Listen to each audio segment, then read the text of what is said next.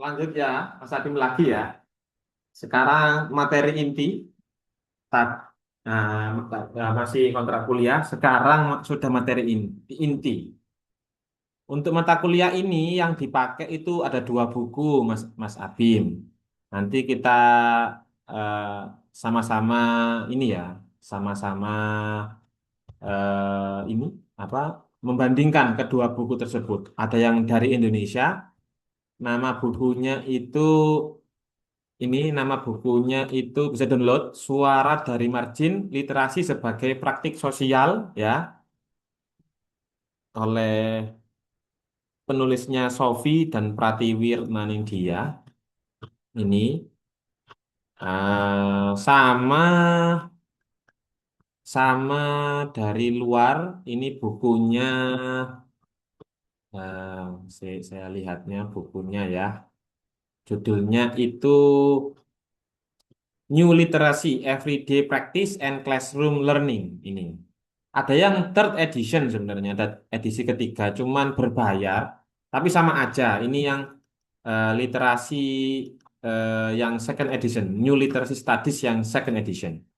Di dalamnya sama, ya. Jadi literasi for everyday practice and classroom learning sama. Ini literasi untuk pembelajaran di dalam kelas.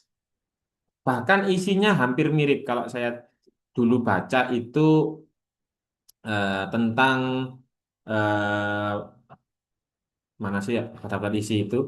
Oh, daftar isinya kepotong ya. Daftar isinya kepotong yang halaman satu. Langsung aja ke bab satu ya. Oh ini, oh bukan figur ini.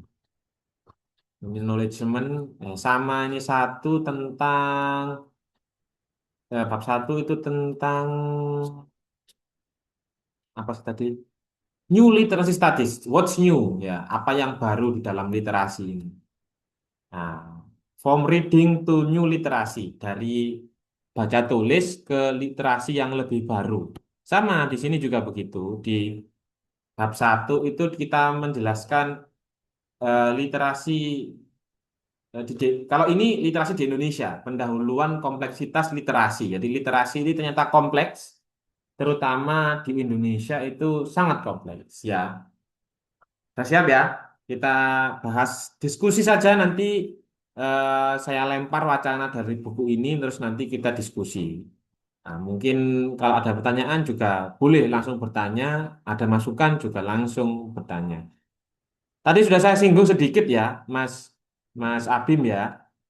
Kalau reading, baca tulis ini, pertama membaca ini sekarang itu itu dulu definisi tahun 1970. Literasi pada tahun 1970 itu eh, dikatakan kalau orang itu tidak bisa membaca, tidak bisa angka, itu namanya illiterate ya, dia tidak buta aksara. Kalau kita di Indonesia itu namanya buta tu, apa tidak bisa baca tuna wat, tidak bisa baca dan tulis itu illiterate ya dia tidak bisa membaca bahkan orang yang lulusan sarjana ya sarjana S1 kalau dia itu berhenti berdiskusi tentang apa kaum-kaum yang dimarginalisasi, didiskriminasi kayak wanita, anak-anak, terus lingkungan. Sehari dia lulus, besoknya dia tidak ngomong masalah diskriminasi wanita, lingkungan, pokoknya yang sosial gitu ya. Sehari itu juga dia dinamakan illiterate, begitu. Kalau di Indonesia sangat kompleks sekali. Makanya Suara dari Margin ini buku ini saya sangat suka dan saya pernah membaca dan beliaunya ini juga sebagai dosen saya di UNESA yang menulis itu Mas Mas Mas Abim ya. Wacananya sangat relevan dengan pemahaman saya begitu. Jadi saya sangat suka itu karena itu dan relevan juga dengan kehidupan di Indonesia. Tuan Cafe di mana Pak? Wah, saya nggak tahu. Yang tadi sudah saya telepon Mas Abim tadi pagi ya jam 8-an saya telepon, saya WA, nggak ada respon ya sudah. Gitu ya, hanya berusaha menyampaikan aja ya. Link saya kasih ke Mas Hafid juga di grup juga. Oke, ya selingan ya. Mas Hafid nggak ada di kelas tadi juga nggak ada Mas Hafid. Oke, kalau di Indonesia literasi ini tahun 2016 ya. Kalau di luar itu 1970, kalau di Indonesia 2016 ada yang namanya Central of Connect State University. Jadi CCSU. Dia itu mensurvei negara-negara paling literal di dunia. Hasilnya di seluruh dunia ini Indonesia itu nomor 61. Posisi kedua terakhir dari 61. Berarti 60 ya, posisi 60. Ya, negara yang literasinya itu paling termasuk yang paling jelek. Wong dari 61 negara itu yang disurvei itu Indonesia itu 60. Di survei ini, di survei ini mengatakan bahwa negara-negara Nordik, ya Nordik itu kayak yang maju ya Finlandia, Norwegia, Islandia, Denmark dan lain-lain itu memiliki sistem kurikulum ya yang baik itu posisi lima besar kayak kamu kan sering mendengar ya Finlandia itu pendidikannya bagus. Ya memang kurikulumnya bagus. Itu posisi nomor lima negara terbaik yang literasinya bagus. Lalu, di dalam penelitian ini juga melihat relevansinya antaranya perilaku yang literate, berarti dia itu yang tidak buta aksara ya, yang suka membaca, dengan sistem pendidikan. Nah, kriteria yang digunakan itu seperti surat kabar, ya, berita gitu ya, tersedianya perpustakaan di kota-kota, lamanya masyarakat menempuh pendidikan formal gitu ya, serta ketersediaan komputer di sekolah. Ternyata sangat berpengaruh dalam meningkatkan prestasi akademik siswa.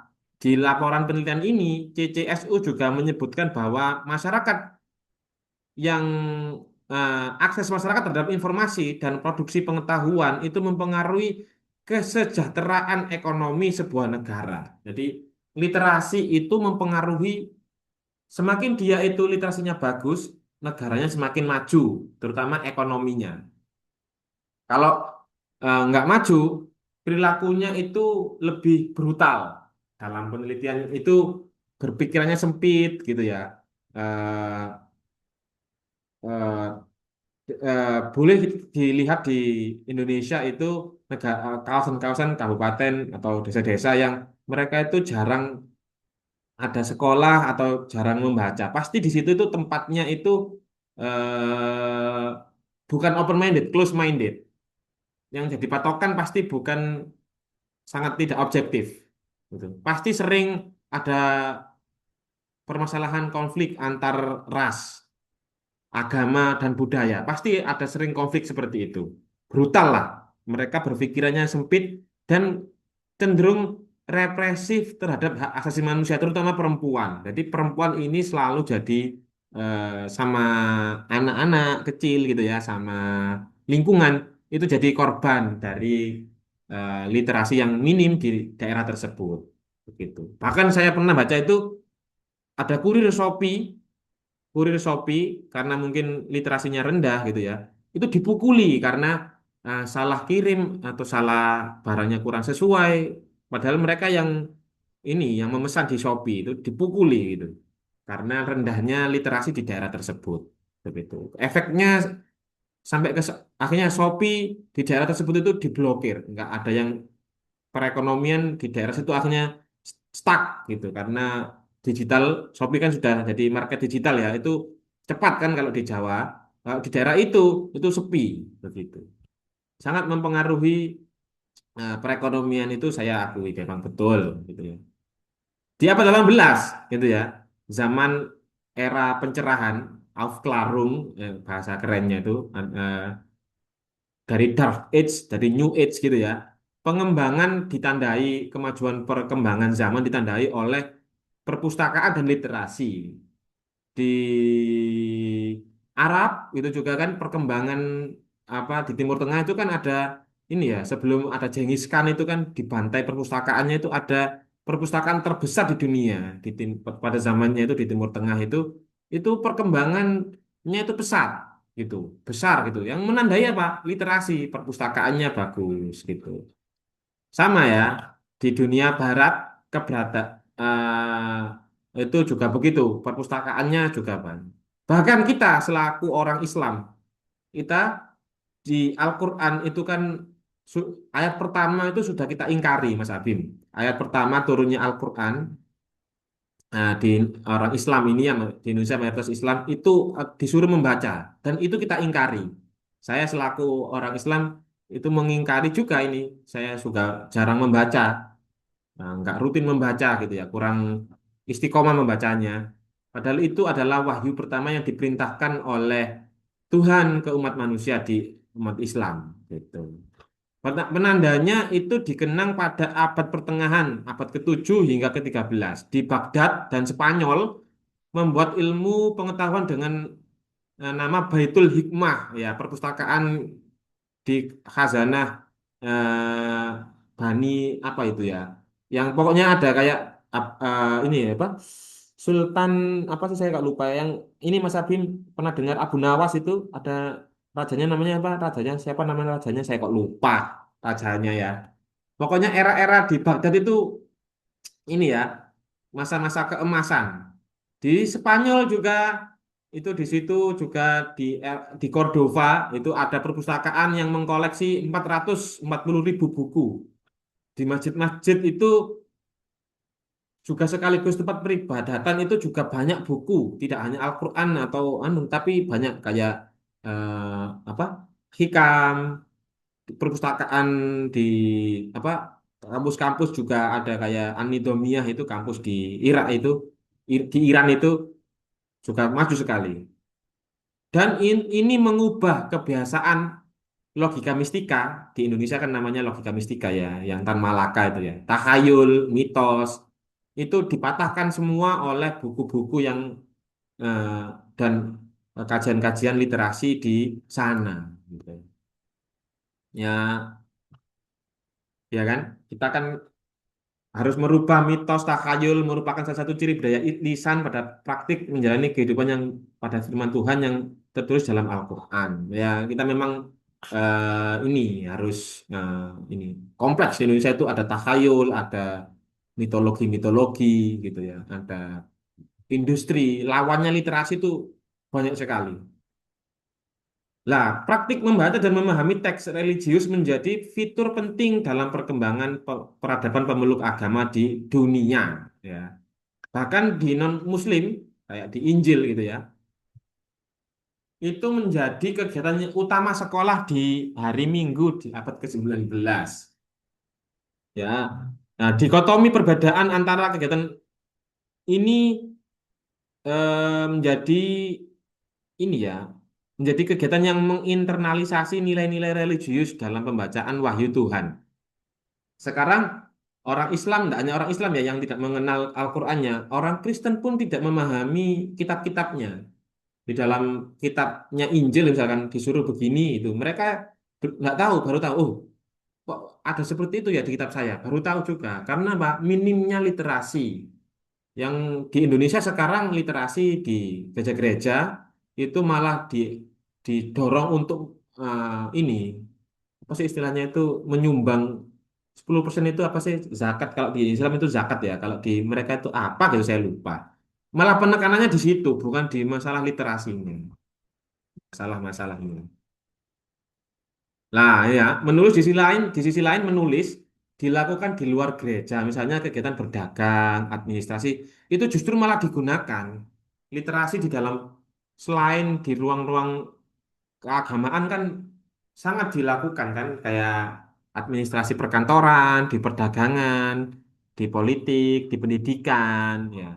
Dan kegiatan membaca menulis ini menandai bahwa kegiatan literasi yang disponsori oleh gereja dan akhirnya direproduksi secara massal dalam kegiatan pembelajaran di sekolah gitu, gitu. Ya, archive kalau di luar itu archiving, dokumentasi di Indonesia itu lemah. Ada peristiwa bersejarah itu mereka lemah untuk menulis kejadian itu. Akhirnya itu ya hilang. Nah, kalau di luar negeri, di Eropa, di Spanyol itu mereka kuat untuk archive, untuk menulis peristiwa-peristiwa itu gitu ya. Oleh karena itu tujuan pendidikan pada saat itu ya di negara-negara Eropa untuk menciptakan generasi muda yang religius dan inovatif. Nah, tidak hanya mengembangkan keterampilan menulis indah atau menguasai tata bahasa dan menuliskan ruang pemikiran orang lain. Kegiatan menulis juga dihubungkan dengan pemikiran kritis yang belum difasilitasi di sekolah pada masa itu, ya. Jadi ini boldnya, anu ya, apa, geser ya. Jadi literasi awalnya itu membudaya bukan sebagai kegiatan yang menyenangkan, karena merupakan sebuah upaya yang terorganisir untuk membentuk perilaku tertentu sebagaimana diinginkan oleh kelompok-kelompok masyarakat yang berkuasa. Jadi literasi itu ada hubungannya relasi kuasa di situ. Jadi gereja itu kan pada waktu itu kan berkuasa. Jadi dipaksa gitu awalnya. Lama-lama, lama-lama itu menjadi sebuah kebudayaan. Ini sejarahnya literasi, ya. Dan ini diimplementasikan di seluruh dunia, ya. Jadi ada program pemberantasan buta aksara bahkan di Indonesia ya. Di seluruh dunia itu diberantas. Semuanya itu harus bisa membaca. Tujuannya untuk meningkatkan taraf kehidupan, ekonomi dan sosial status sosial masyarakat di negara tersebut. Ya, itu ya. Yang perlu difahami sejarahnya seperti itu dulu. Ya memang umat Kristiani yang lebih dulu gitu ya. Terus umat Islam di Spanyol di daerah Timur Tengah, terus di Indonesia. Kalau kita lihat di Indonesia itu programnya itu top down dari pemerintah, ada regulasi kebijakan gitu terus diwajibkan di ke bawah di down. Nah,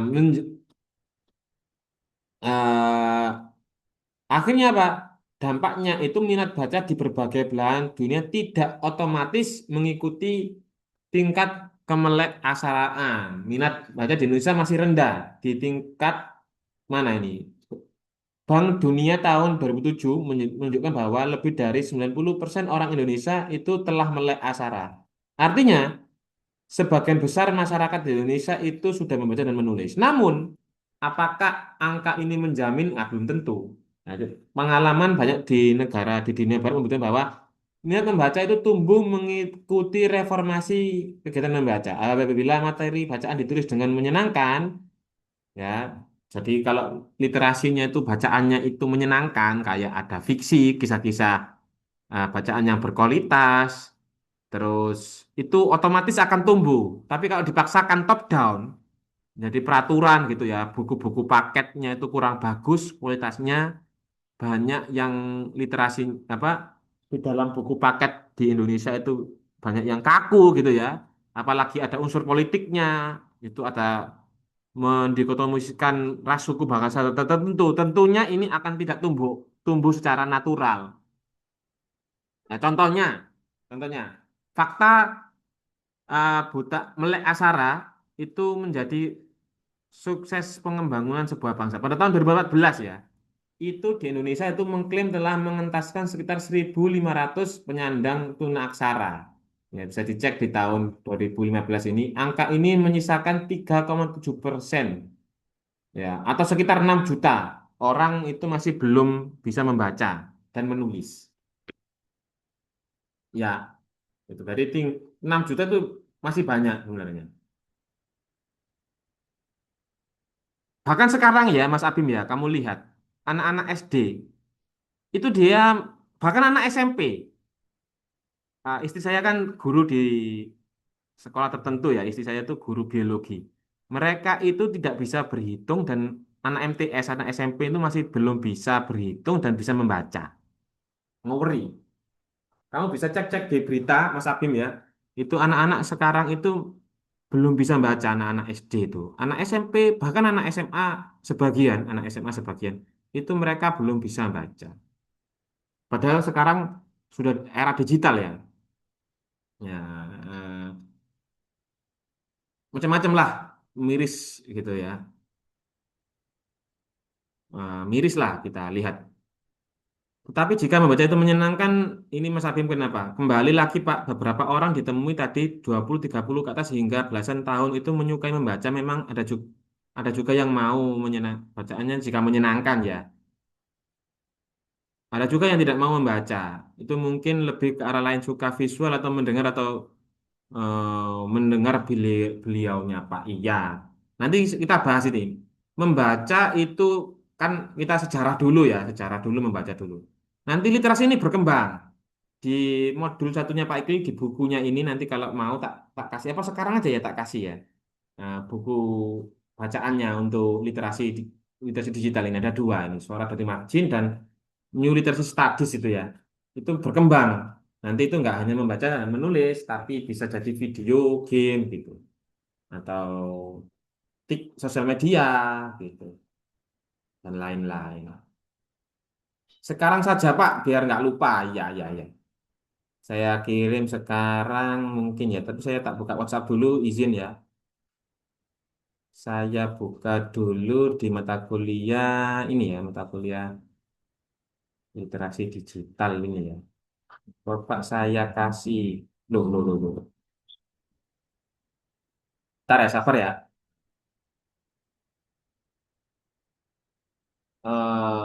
Oke, sabar dulu. Sepertinya ada kok. Nah ini buku yang New Literacy Studies ya. Ya, di dalamnya bahas literasi digital. Ini satu buku, yang satunya Suara dari Margin itu di mana? Saya search-nya. Lupa saya tempatnya. Margin. Tahu margin? Margin itu artinya terpinggirkan. Jadi eh, suara dari margin, suara-suara orang yang terpinggirkan. Nah ini. Nah, saya kirim. Dibaca ya Mas Abim ya, dibaca ya. Biar kita paham itu pentingnya membaca di Indonesia itu sangat penting. Apalagi atau minimal mendengarkan lah gitu. Kok nggak bisa ini? Ah, nah bisa. Oke, itu di grup ya saya kasih bukunya, pegangan buku paketnya, modulnya lah. Besar memang ininya ukurannya 2 MB. Oke, oke.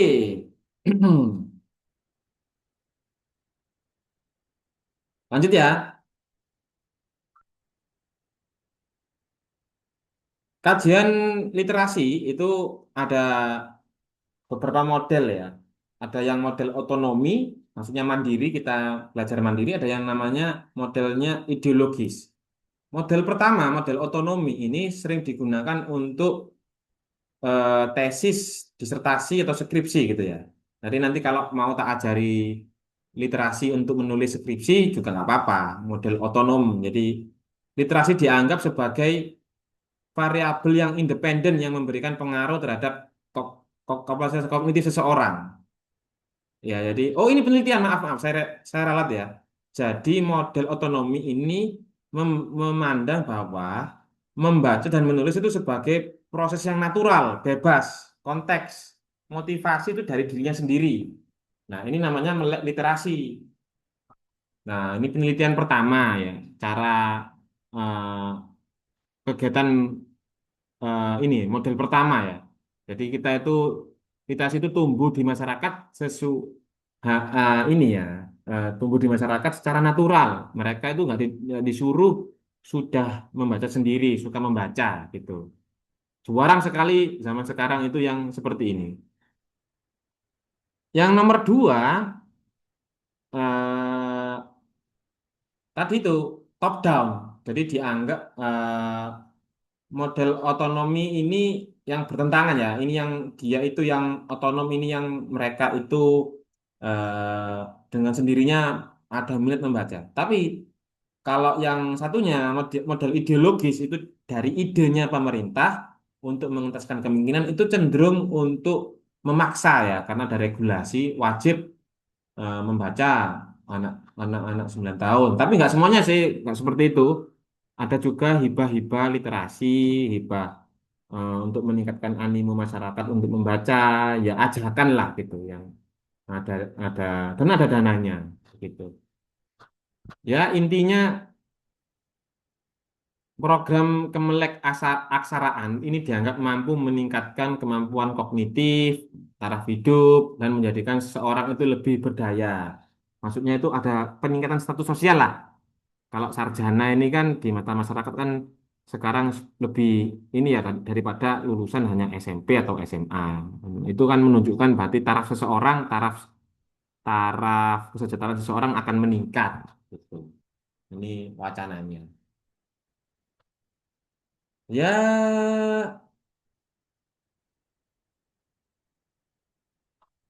ini model yang satunya, model yang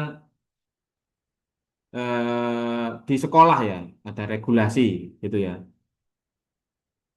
Model otonomi ini mendominasi perumusan pengajaran. Nah, dan model otonomi ini sekarang menjadi nilai penting dalam pengajaran seni sastra berbahasa di tanah air. Sebagaimana mendominasinya perspektif ini di kalangan pendidik literasi di negara-negara maju. Ya, di negara-negara maju juga melakukan hal yang sama. Jadi model otonom yang digunakan, bukan model-model yang ideologi. Model yang cenderung mengabaikan subjektivitas siswa banyak dibantah karena dianggap mengaburkan faktor-faktor ideologis dan sosial yang membentuk praktek literasi. Ada penelitian Bryan Street tentang praktik literasi di Iran, ya di Iran. Saya pernah nulis Iran, Mas Abim, nulis apa literasi tentang wacana tentang kerjasama antara Indonesia dengan Iran tahun 2007 atau 2008 gitu. Saya dapat penghargaan itu, ada sertifikatnya internasional. Iran itu termasuk salah satu negara yang literasinya bagus, ya. Nah, sekarang perang itu ya, dibom sama Israel sama Amerika itu ya. Padahal mereka itu pendidikannya bagus. Saya tahu betul itu karena saya pernah meneliti itu pendidikan di daerah Iran itu. Di sini juga disebutkan tahun 1970 ada 3 jenis praktik literasi yang di Iran ya. Pertama, literasi maktab di sekolah Qurani ya. Ada literasi di daerah di sekolah ya. Ada literasi sekolah formal yang cenderung sekuler. Dan ada yang literasi yang komersial. Ya literasi komersil ya di perdagangan di pedagang buah, di para pedagang buah ya. Literasi komersial dibangun pada basis literasi Qurani. Jadi pemahaman tidak boleh menipu kalau menjual buah itu dasarnya dalam Al-Qur'an. Sedangkan literasi sekolah yang sekuler cenderung menyiapkan siswa pada kepentingan pragmatis, yaitu membekali mereka dengan pengetahuan agar dapat bersaing di dalam lapangan pekerjaan seperti di Indonesia ini. Di Indonesia kita kan kalau kita nggak bisa bahasa Inggris kan kita kan akses untuk bekerja itu semakin faktornya semakin sempit gitu ya. Jadi studi ini menyimpulkan bahwa proses membaca dan menulis itu menjadi sebuah konteks hubungan kekuasaan yang menempatkan manusia di posisi yang berbeda di masyarakat. Ada istilahnya itu ini borju ini ya. Borju itu ada relasi kuasa, relasi kapital dan relasi apa ya satunya? Saya lupa. Jadi literasi ini kuncinya. Model ini dinamakan sebagai model ideologis yang kemudian lebih dikenal dengan karena pandangannya yang tentang literasi sebagai praktik sosial dan merupakan produk dari ideologi yang berkembang di masyarakat. Levi, Levstein sama Street tahun 2007.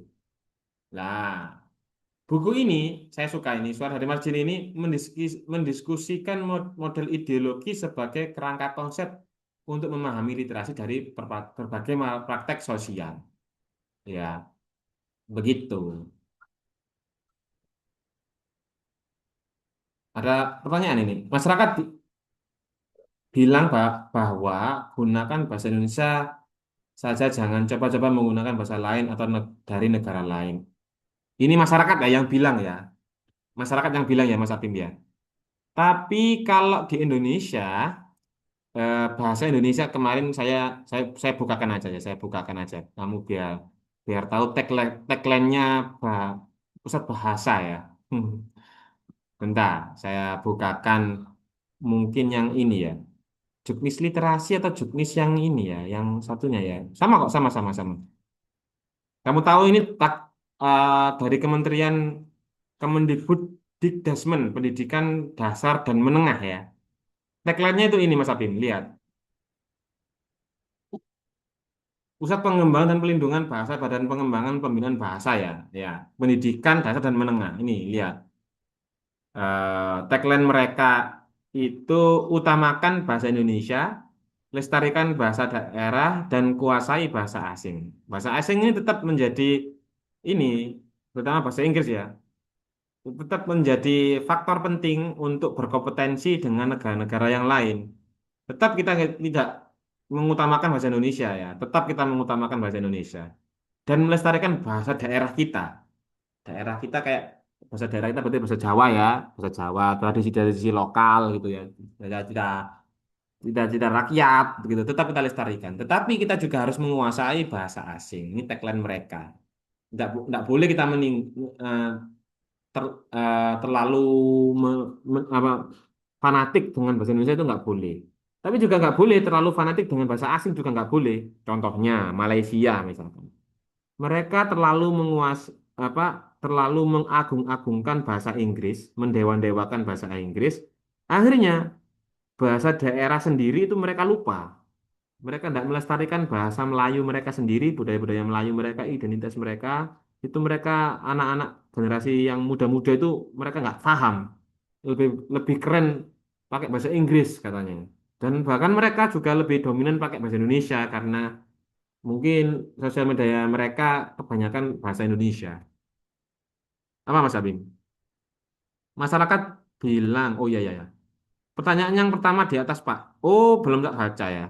Pak, misalnya kita tinggal di Indonesia tapi menggunakan bahasa lain untuk literasinya atau komunikasi. Apakah tidak apa-apa? Apa kita tinggal di Indonesia tapi menggunakan bahasa lain? Nggak apa-apa. Kita tetap harus menguasai bahasa asing ini. Kenapa? Kalau kita tidak bisa berbahasa asing, tidak menguasai bahasa asing, suara-suara kita, masyarakat yang kecil ini, tidak bisa dilempar, tidak bisa ada kuasa di situ. Bahasa asing ini tetap penguasanya, karena apa? Perekonomian, jalur perekonomian, pendidikan, ya, pendidikan. Itu artikel-artikel jurnal itu masih dikuasai oleh asing, terutama kayak Scopus itu masih bahasa bahasa Inggris yang digunakan, gitu Mas Abim. Tetap kita nggak boleh meninggalkan bahasa asing ini sesuai dengan tagline-nya Kementerian Pendidikan Menengah dan apa ini menengah pendidikan dasar dan menengah ini ya. Nah ini tagline mereka itu tetap. Apalagi Mas Abim ini saya bacakan. Maksudnya ketika seperti ini Pak menggunakan bahasa Indonesia dalam di daerah, tapi ketika menggunakan bahasa lain itu mereka menggunakan yang mayoritas tidak paham, mengeluh dan memberitahu mengapa coba-coba pakai bahasa Indonesia, pakai bahasa lain sudah dipakai bahasa Indonesia saja, jangan mencoba menjadi keren atau merasa pintar. Ya, terus kira-kira seperti itu Pak, kalau dibuat lebih halusnya karena bahasa aslinya lebih kasar Pak. Oh iya, ya gini Mas Abim, ada dampak positifnya. Contoh ya. Ketika kita di bahasa Indonesia, di bahasa Jawa misalkan ya, kita realnya kan bahasa Jawa ya. Itu kan ada bahasa kromo, bahasa ngukuh, bahasa sehari-hari. Ada tingkatan-tingkatan. Dan ini mempersulit komunikasi dalam perdagangan, ya kan? Ketika sama orang tua, kita kalau nggak ngomong bahasa Jawa yang halus, tentunya kita akan dianggap tidak sopan, iya kan? Kalau kita nggak bisa bahasa Jawa yang halus, dianggap kita itu nggak punya etika. Tapi kalau kita menggunakan bahasa Indonesia, ya, ini akan memperlancar komunikasi, tidak ada sungkan-sungkanan. Komunikasi lebih jadi lebih open gitu ya. nggak ada sungkan-sungkanan. Indonesia kan kendalanya kan itu sungkan-sungkanan. Akhirnya apa? Miskomunikasi, miskonsepsi gitu. Dengan bahasa Indonesia, bahkan bahasa bahasa Inggris itu lebih menyederhanakan. Bahasa Indonesia ini masih kompleks, masih ini ya panjang. Kalau kita terjemahkan ke bahasa Inggris kan satu paragraf itu ya 3 baris gitu ya misalkan. Kalau di bahasa Inggris jadi 2 baris, lebih singkat, lebih efisien gitu. Efisiensi tenaga, waktu, komunikasi menjadi lebih lancar. Bahasa Indonesia dengan bahasa Indonesia ini bisa mempersatukan beberapa wilayah budaya, bahasa-bahasa yang lain yang pakai bahasa daerah itu pakai bahasa Indonesia lebih efisien karena bisa dimengerti banyak orang, banyak kalangan. Makanya bahasa Indonesia itu kan jadi bahasa pemersatu bangsa gitu kan. Iya. Iya, karena bahasa aslinya memang lebih kasar ya. Bisa jadi seperti itu. Jadi kalau kita pakai bahasa Indonesia lebih formal gitu, lebih lebih aman lah. Literasi sepenting itu, Mas Abim. Literasi di Indonesia itu sangat mempengaruhi status sosial, maksudnya strata sosial, cara mereka itu berkomunikasi, itu kalau semakin kolot, itu berarti literasi rendah, gitu ya. Yang diomongkan itu ngawur-ngawur, vulgar-vulgar. Kita lihat ya, itu kan nyanyi-nyanyi dangdut itu ya, yang vulgar-vulgar itu kan semakin ngawur ya sekarang. Nah, itu menunjukkan literasi di daerah kita itu masih rendah. Meskipun mereka bisa baca, tapi literasinya rendah. Akhirnya apa? Banyak konflik, banyak kerusuhan, brutality ya masih perlu di banyak PR lah. Itu Mas Abim.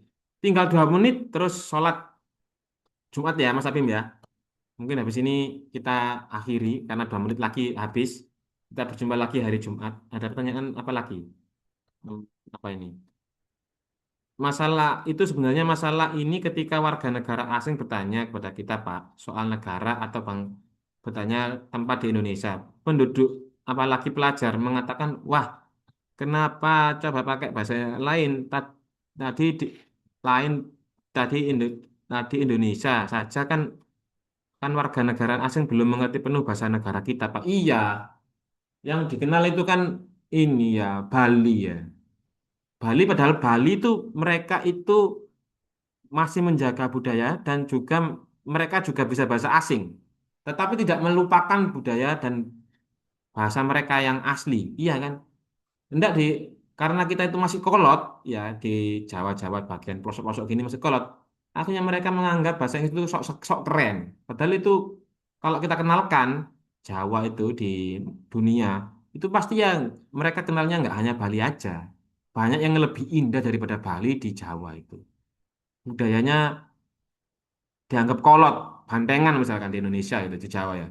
Kalau mereka, kalau kita itu benar-benar memperhatikan budaya, jadi kayak ogoh-ogoh di Bali itu yang kemarin itu, jadi bagus kan. Ya kita aja yang mendikotomiskan seolah-olah kurang keren budaya kita. Padahal keren banget. Di mata dunia itu keren banget. Budaya kita itu, bahasa kita itu keren banget. Dan tetap kita bisa harus mengenalkan dengan menggunakan bahasa asing. Begitu Mas Abim. Iya kan? Iya dong. Itu Mas Abim, terima kasih ya. Lanjut minggu depan ya, kita diskusi lagi ya. Untuk hari ini kita cukupkan. Mohon maaf, Tuan Hafid kabari kalau ada mata kuliah di hari Jumat 2 sekaligus. Takutnya nanti kalau nggak simannya kosong, nanti nggak lulus. Begitu ya Mas Abim ya. Oke, Mas Abim? Iya. Untuk kali ini kita, hari ini apakah ada kuliah yang tertinggal? Ya kita cari waktu yang lain Mas Abim. Hari yang lain, hari Rabu itu paling memungkinkan. Hari Rabu kalau kosong, nanti saya kabari di grup ya, Mas Abim ya, kamu juga kabari Pak Rabu kosong Pak, gitu. Tak share aja link kita diskusi mengganti mata kuliah yang kosong. Harusnya kita ketinggalan 3 pertemuan, ya kita ketinggalan 3 pertemuan. Kita apa? Ini cari waktu lain hari Rabu kayaknya minggu depan. Ya, semoga bermanfaat ya hari ini ya. Semoga lancar. Semangat, tetap sehat ya Mas Abim ya. Assalamualaikum warahmatullahi wabarakatuh. Saya end meeting dulu.